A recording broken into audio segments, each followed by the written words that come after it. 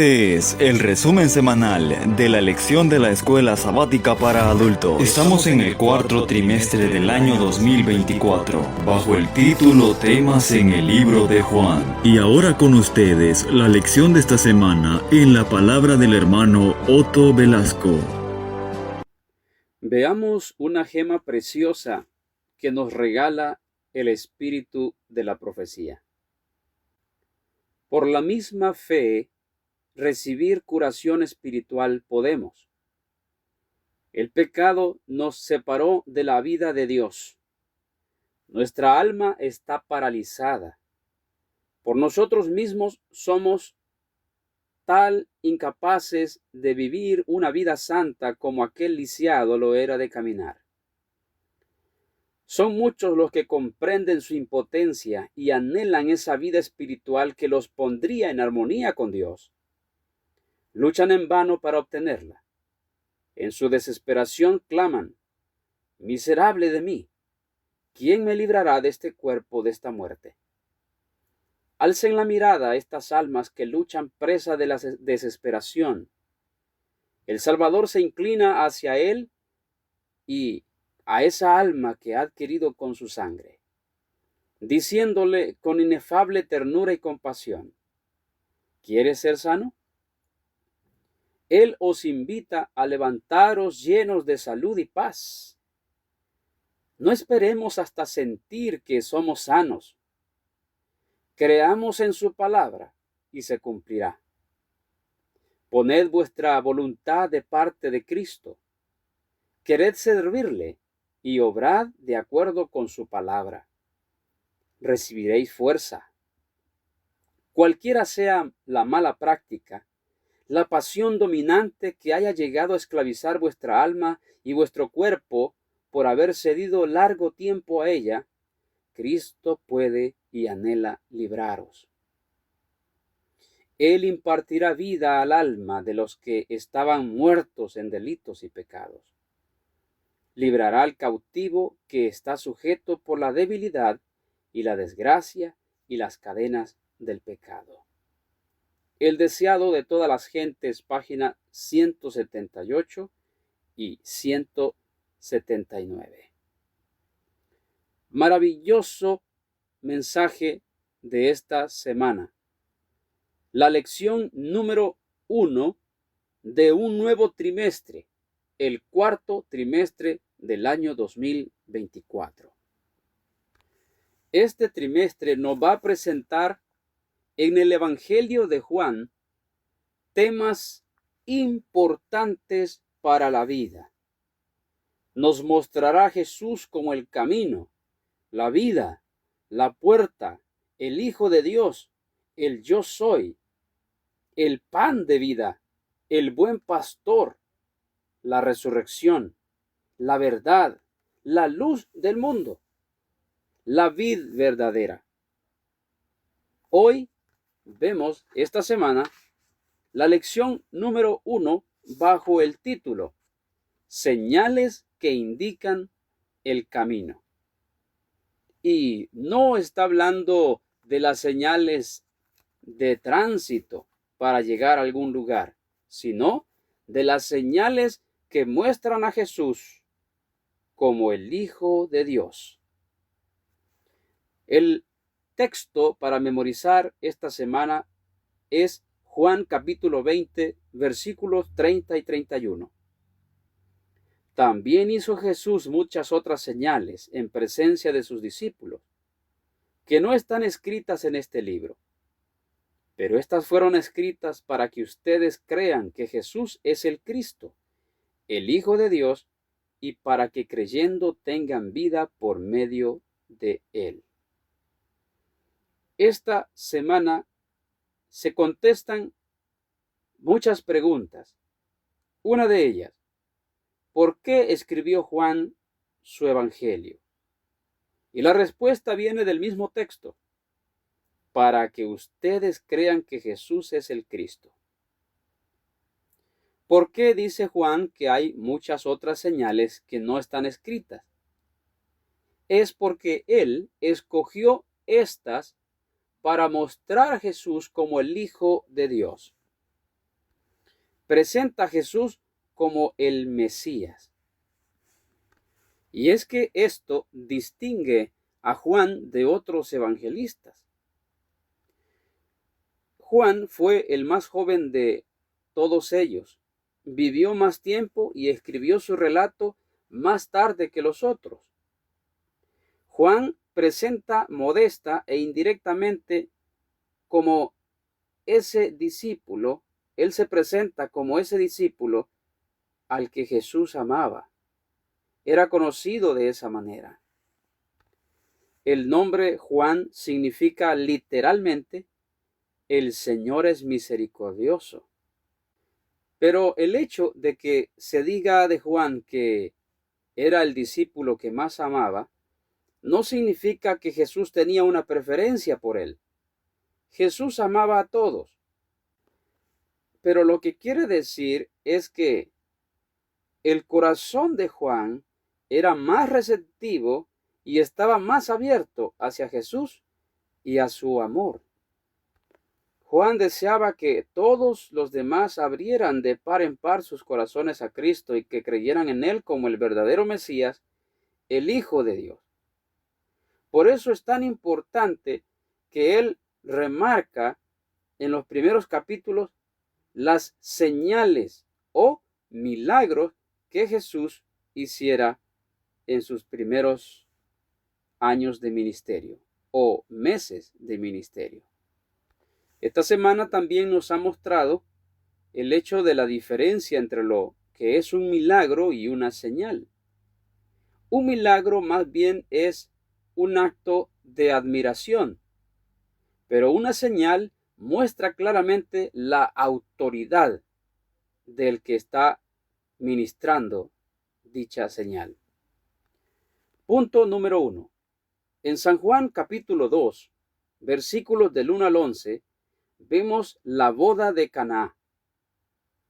Aquí Jesús hizo la primera señal y ayudó así a sus discípulos a creer en él. El verso 11 termina diciendo que así mostró su gloria y entonces sus discípulos creyeron en él. Aquí podemos ver una similitud con Moisés, el líder de los israelitas. Cuando Moisés fue encomendado por Dios para llevar la tremenda tarea de rescatar al pueblo de Israel, le pidió a Dios que le diese señal para mostrar al pueblo de Israel y para mostrar a Egipto que él iba de parte de Dios. Y precisamente Dios le dio un instrumento para sacar al pueblo de Israel de Egipto. Fue una vara. En Éxodo capítulo 4, versículo 17 dice: y tomarás en tu mano esta vara, con la cual harás las señales. Sí, la vara haría señales que mostrarían que Dios estaba con el profeta Moisés. Dios también ha mandado hoy una vara para sacar al pueblo de Dios de Egipto, de la mundanalidad, y así pues ver señales, las señales escritas en su palabra. El primer milagro de Jesús fue en una boda y convirtió el agua en vino. Del mismo modo, vemos cómo Moisés, la primera señal que hizo con la vara fue convertir el agua del río Nilo en sangre. Ahora bien, por otro lado, vemos la importancia que Jesús le da al matrimonio. Hoy día, cuán importante es que cuidemos la sagrada institución del matrimonio. Ahora veamos una cita inspirada en el deseado de todas las gentes en la página 121.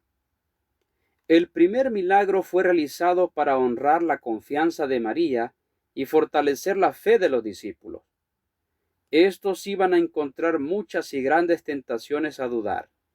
Para ellos, las profecías habían indicado fuera de toda controversia que Jesús era el Mesías.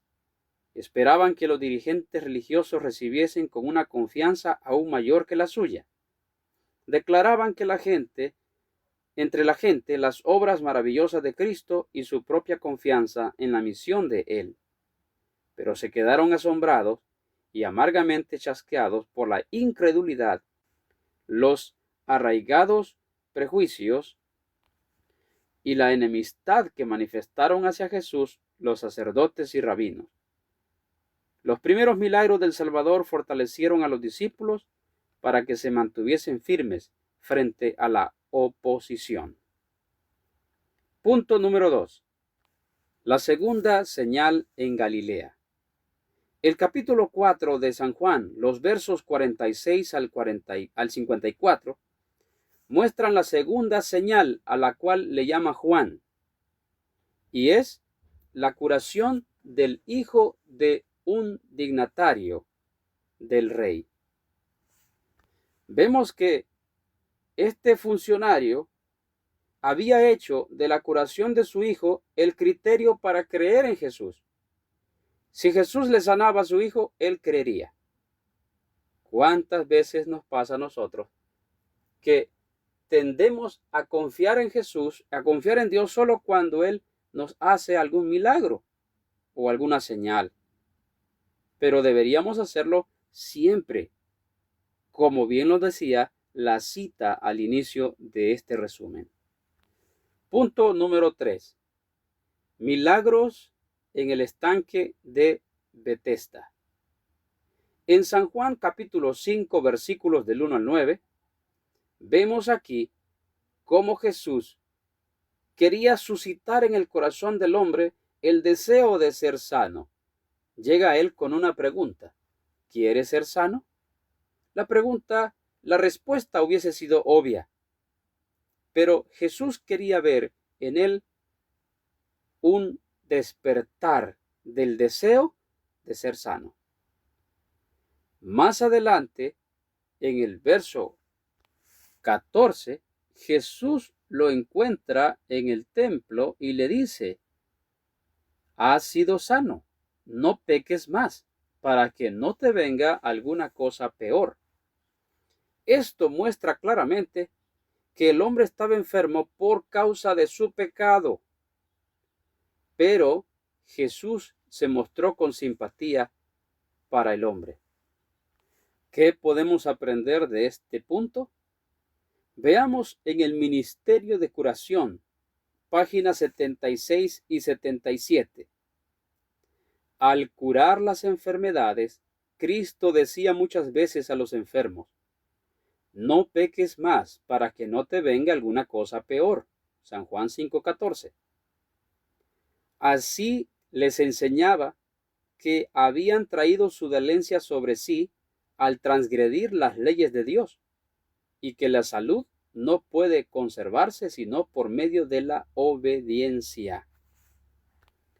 Es necesario enseñarles a los enfermos que todo hábito que destruye las energías físicas, mentales o espirituales es pecado, y que la salud se consigue por la obediencia a las leyes que Dios ha establecido para el bien del género humano. Punto número 4. Corazones duros.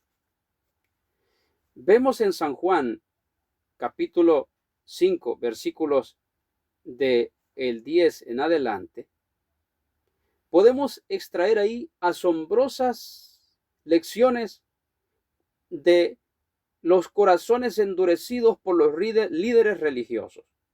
Claramente eran líderes fanáticos. Con respecto al sábado, habían hecho de él una carga más que una delicia. Y puesto que Jesús había hecho el milagro de sanar a este hombre en sábado, acusaban a Jesús tanto de haber transgredido el sábado como también de blasfemia por llamarse el Hijo de Dios. ¿Qué fue lo que hizo a estos hombres que resistieran a Jesús? Eran tan ciegos estos líderes religiosos. Viendo las señales, viendo los milagros y aún no creían en él. Tenían una falsa creencia de que el Mesías vendría a liberarlos de Roma, pero también tenían falta de consagración. Todo esto contribuyó a que rechazaran la verdad que tenían por delante. Lo mismo sucede hoy día con el pueblo de Dios. Al igual que el rey de Egipto, viendo tantas señales, tantos milagros hechos por la vara, su corazón fue endurecido. Dios envía hoy un precioso mensaje para su iglesia, con tanta evidencia bíblica, con tanta evidencia en el espíritu de profecía, y el mensaje es rechazado por esos corazones endurecidos. Realmente necesitamos el amor de Dios en nuestro corazón. Veamos una cita en Testimonios para Ministros en la página 161 y 162. Quiera el Señor obrar en los corazones de aquellos que han recibido gran luz, para que se aparten de toda iniquidad. Contemplad la cruz del Calvario. Ahí está Jesús, quien dio su vida, no para que los hombres continuaran en pecado, sino para que por medio de su infinito sacrificio pudieran ser salvos del pecado. Se nos ha preguntado por qué existe tan poco poder en las iglesias. ¿Por qué tienen tan poca eficiencia nuestros maestros? La respuesta es que diversas formas los profesos seguidores de Cristo están albergando pecados conocidos y su conciencia se ha endurecido por haber violado la ley de Dios tanto tiempo. La respuesta es que los hombres no andan con Dios, sino que se apartan de Jesús. Y como resultado vemos cómo en la iglesia hay egoísmo, codicia, orgullo, contiendas, contención, dureza de corazón, licencia y malas prácticas. Punto número 5. Las afirmaciones de Jesús. Jesús, en el capítulo 5, vemos cómo él habla de aquellos testigos que muestran claramente que él es quien dice ser el Hijo de Dios, el Mesías. Juan dedica mucho espacio en este capítulo para mostrar 4 testigos.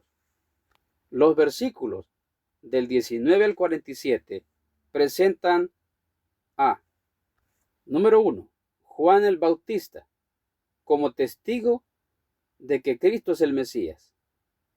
Los líderes escucharon a Juan el Bautista durante mucho tiempo. Número 2, los milagros, o sea, las obras de Cristo atestiguaban que Dios lo había enviado.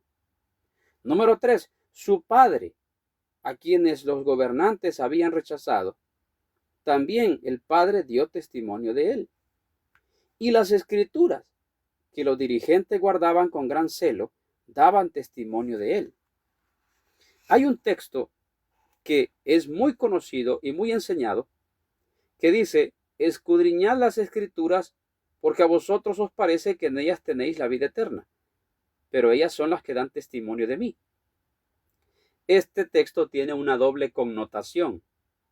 Por un lado, es una invitación a escudriñar las Escrituras, pero por otro lado, es una afirmación de Jesús de que los fariseos escudriñaban las Escrituras pensando que en ellas tenían vida eterna.